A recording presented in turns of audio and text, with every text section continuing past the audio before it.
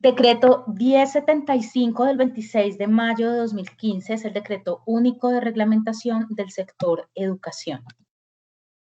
El libro 2 nos habla acerca del régimen reglamentario del sector educativo y de la reglamentación en educación preescolar, básica y media.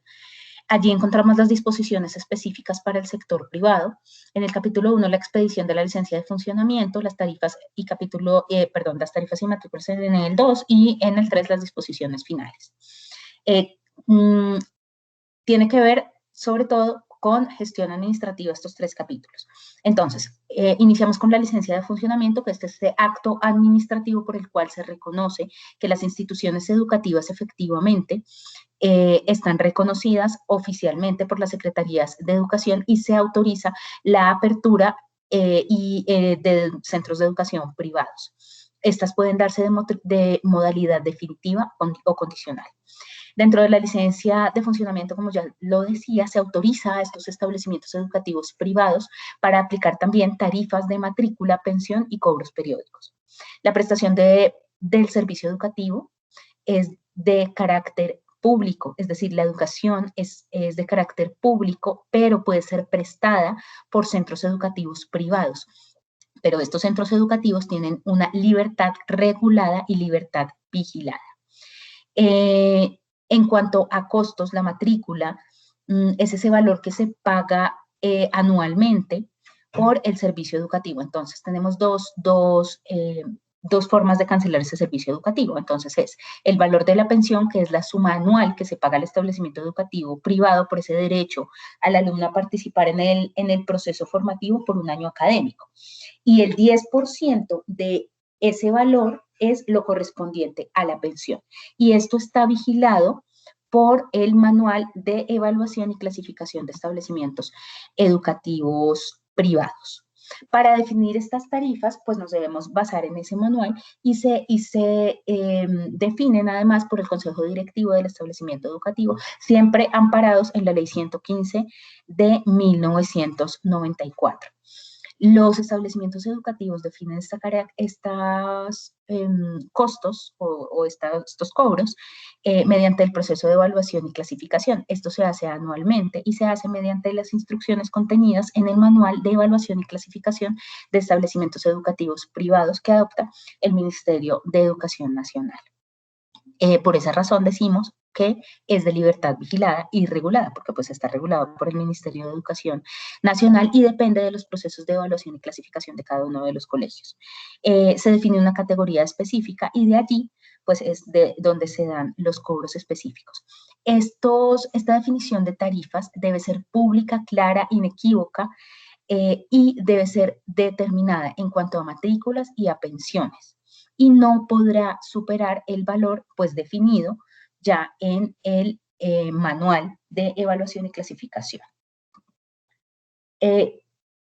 La licencia de funcionamiento, ¿quién la expide? La expide las Secretarías de Educación de cada uno de los entes territoriales y allí necesitan, digamos, para poder tener las licencias de funcionamiento, el proyecto educativo institucional, el concepto de uso de suelo, el concepto sanitario, la licencia de construcción y el permiso de ocupación.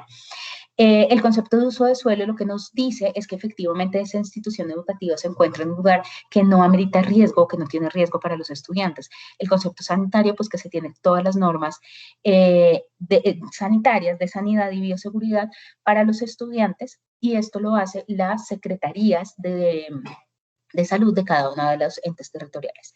La licencia de construcción y el permiso de ocupación, que para tener la licencia de construcción es obligatorio tener el permiso de ocupación y el concepto de uso de suelo. También se debe adjuntar el proyecto educativo institucional, el PEI, en donde se establece también el sistema de matrículas y pensiones del que les hablé anteriormente. Y allí también debemos entregar, digamos, dentro de estos documentos, el manual de convivencia o reglamento. Generalmente se llama manual de convivencia. En los jardines infantiles se llama pacto de convivencia. Y es en donde se fijan todas las normas generales de cumplimiento, tanto de obligaciones económicas como de procesos de enseñanza-aprendizaje y también de vínculo con la comunidad. Bueno, y normas además. En el título 3 encontramos la prestación del servicio educativo. Entonces se divide en 3 capítulos. El primer capítulo nos habla de todos los aspectos pedagógicos y organizacionales que tienen que ver más con la gestión administrativa. Luego viene la educación preescolar y la educación básica y media en el capítulo 2 y 3. Allí nos hablan un poco más acerca de la especificidad de cada uno de estos servicios educativos en el tema pedagógico. Entonces, todos los establecimientos educativos en Colombia deben contar con algo que se llama proyecto educativo institucional. ¿Qué encontramos dentro del proyecto educativo institucional? El nombre del establecimiento educativo, que debe ser en español. En Colombia es obligatorio que los centros educativos tengan nombres en español, por eso encontramos, por ejemplo, el San Jorge de Inglaterra o el San George, se conoce habitualmente, pero en realidad en sus estatutos está el Colegio San Jorge de Inglaterra. Y así con todos los colegios o jardines infantiles que tienen nombre en inglés, debe estar en español. O especifican también el número de sedes. Para cada número de sedes debe haber una licencia de construcción específica. La ubicación, dirección, los niveles que vamos a ofrecer, ciclos, grados, el calendario, que puede ser el calendario A, calendario B o calendario C. No hay otro calendario en Colombia. La duración de las horas de la jornada, si es jornada mañana o jornada tarde. No se permite jornada noche, solamente para la educación de adultos. El número de alumnos que nos proyectamos a atender, el título que vamos a dar, si es educación media, académica, técnica o ambas. El estudio de la población, a quién va dirigido, cuáles son los requerimientos educativos de ese tipo de población, los fines del establecimiento educativo, cuáles ciclos vamos a ofrecer, si educación preescolar, básica, media o las 3, los lineamientos generales de nuestro currículo, plan de estudios, obviamente siempre amparados en la Ley 115 de 1994, la orientación administrativa, sistema de gestión, gestión de calidad, gestión administrativa, principios, métodos, cultura administrativa, todo lo que tiene que ver con el diseño organizacional, el desarrollo de nuestro talento humano. La relación también de cargos, perfiles del rector, perfiles del consejo directivo, de los docentes, del consejo, de los administrativos. También la descripción de los medios educativos, entonces qué recursos vamos a tener, cuál va a ser el tipo de educación que vamos a ofrecer, etcétera. Todo con una debida justificación muy clara y específica. Allí también encontramos la planta física, la dotación, pues debe tener un área recreativa, debe tener unos temas de laboratorios muy específicos para cada uno de los ciclos educativos. La propuesta de tarifas, que también ya vimos cómo operan. El primer año, también saber cuál va a ser la proyección financiera durante el primero y los siguientes 5 años de operación, es decir, cuál es la proyección financiera y cuáles son esos presupuestos que vamos a usar. Los servicios educativos adicionales que vamos a ofrecer, y allí también deben estar contenidos los formularios de autoevaluación y clasificación de los centros educativos privados que son adoptados por el Ministerio de Educación Nacional y que es en donde se definen las tarifas, pues las tarifas del establecimiento educativo. ¿Qué más debemos entregar dentro de estos documentos o qué más necesitamos? Son el reglamento o manual de convivencia. Generalmente, como ya lo decía anteriormente, lo llamamos manual de convivencia, y en los centros educativos de preescolar, pacto de convivencia. Allí se definen todos los derechos y deberes de los estudiantes y sus relaciones con toda la comunidad educativa. Todo lo que tiene que ver con reglas de higiene, criterios de respeto, valoración, uso colectivo de las instalaciones, pautas de comportamiento, normas de conducta, el procedimiento para resolver conflictos siempre deben basarse en el diálogo y en la conciliación. Nunca debe ser punitivo, siempre debe ser educativo, pedagógico. Allí también encontramos las pautas de presentación personal, las sanciones disciplinarias, cómo se eligen los representantes al consejo, las calidades y condiciones de los servicios extra, el funcionamiento de operación de medios de comunicación interna, cómo se va a aprovisionar todo el tema de material didáctico, biblioteca, etcétera. Bueno, ahora nos vamos a la gestión administrativa. ¿Cómo funciona la gestión administrativa en los niveles de preescolar, básica y media? Se organiza por niveles, ciclos y grados. Por niveles se entiende todas estas etapas del proceso de formación de educación formal que tienen los fines definidos por la ley.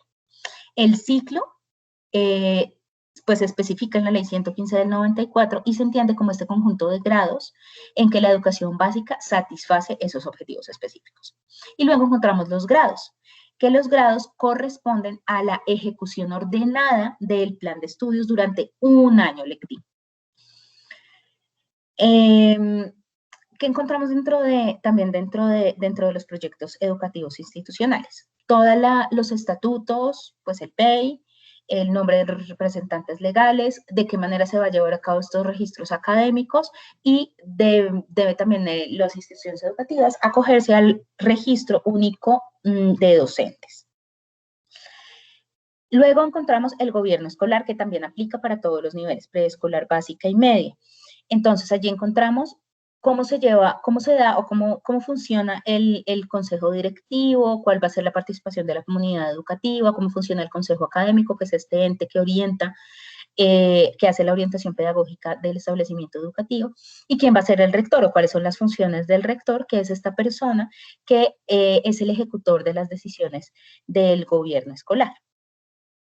¿Qué encontramos en cuanto a gestión pedagógica dentro del PEI? Encontramos que allí deben estar todos los principios que orientan la acción educativa, el análisis de la institución, dados sus problemas y orígenes para atender a ella, los objetivos generales del proyecto, las estrategias pedagógicas, la orientación de los planes de estudio, todo lo que tiene que ver con evaluación, las acciones pedagógicas también relacionadas al ejercicio de la democracia, educación sexual, uso del tiempo libre, conservación del ambiente y valores humanos. Esto debe estar dentro de los procesos de gestión pedagógica. Y también el reglamento manual de convivencia, del que ya hablamos antes, y la reglamentación de docentes. Voy a avanzar un poquito para las orientaciones curriculares. Dentro de las orientaciones curriculares encontramos el plan de estudio.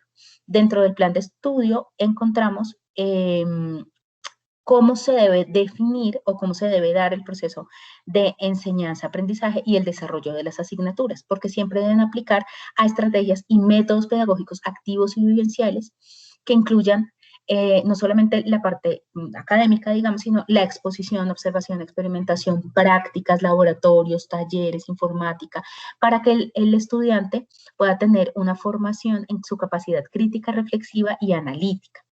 Entonces, el proyecto educativo cumple precisamente la función de correlacionar e integrar todos los aprendizajes, todas las habilidades, destrezas y valores para que el estudiante logre su máximo desempeño. Dentro del proyecto pedagógico, pues encontramos también el plan de estudios, que el plan de estudios debe responder también al entorno social, cultural, científico y tecnológico del estudiante. Y también dentro del proyecto pedagógico encontramos la intensidad horaria y la duración de los proyectos educativos. Como disposiciones finales encontramos que pues la educación es un servicio público que se puede ofrecer por establecimientos educativos privados bajo una orientación específica del Ministerio de Educación Nacional y bajo una libertad vigilada. Encontramos también que debe haber 1 año de educación preescolar y 9 años de educación básica, y estos deben darse entre los 5 y los 15 años de edad en la educación formal, y que los procesos pedagógicos siempre se deben articular a las necesidades de los estudiantes. Luego ya venimos al capítulo 2. En el capítulo 2 ya nos dan las especificidades para la educación preescolar. Entonces, ¿qué entendemos por educación preescolar o qué entiende la ley por educación preescolar? Todo lo ofrecido a los niños antes de la educación básica. Está compuesta por 3 grados. Los 2 primeros no son obligatorios, el tercero sí es obligatorio. En los 2 primeros encontramos prejardín, jardín, que son de 3 a 4 años, y transición, que son de 5 años. Este grado es obligatorio y en las entidades del Estado se llama grado 0. En educación preescolar no se repueden grados y se avanza según el proceso educativo, las capacidades y aptitudes de cada uno de los niños y niñas. La gestión administrativa es básicamente la misma que les acabo de comentar. En cuanto a la gestión pedagógica, los principios de la educación preescolar son tres: integralidad, participación y lúdica.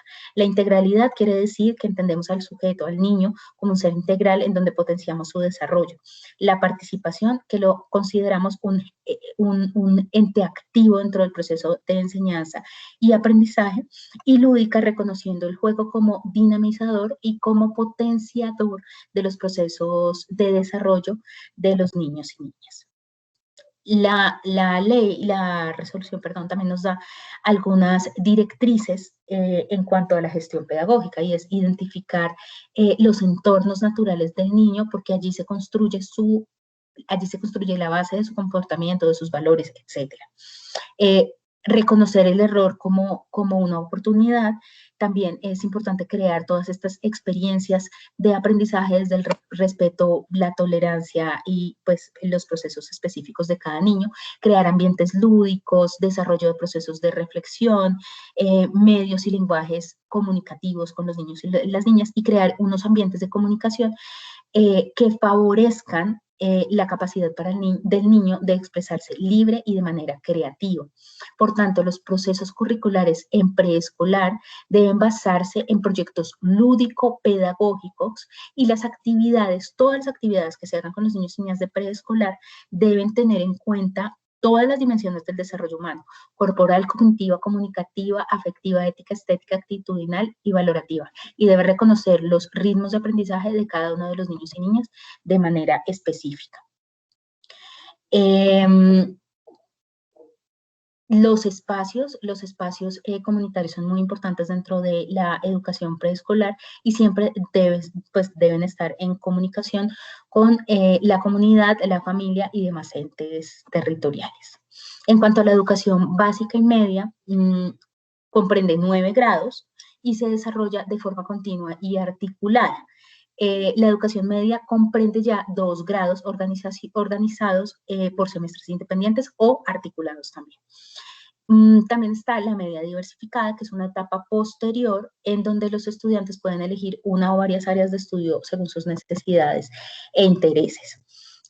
La gestión pedagógica, hablan mucho acerca de la evaluación. Entonces puede haber 2 tipos de evaluación: evaluación internacional y evaluación nacional. La evaluación internacional son todas estas pruebas estandarizadas internacionales, y pues la nacional es lo que conocemos como el ICFES. Dentro de la, Saber 11. Dentro de la escala de valoración nacional, deben acogerse las instituciones educativas a desempeño superior, alto, básico o bajo. Como ya lo decía, la evaluación nacional pues es el Saber 11, que es este examen institucional, este examen nacional, perdón, que se aplica a los grados de quinto, noveno y el grado 11, que hace parte del Sistema Nacional de Evaluación, y es también la manera en la que el Estado puede ser veedor de la calidad académica de las instituciones educativas.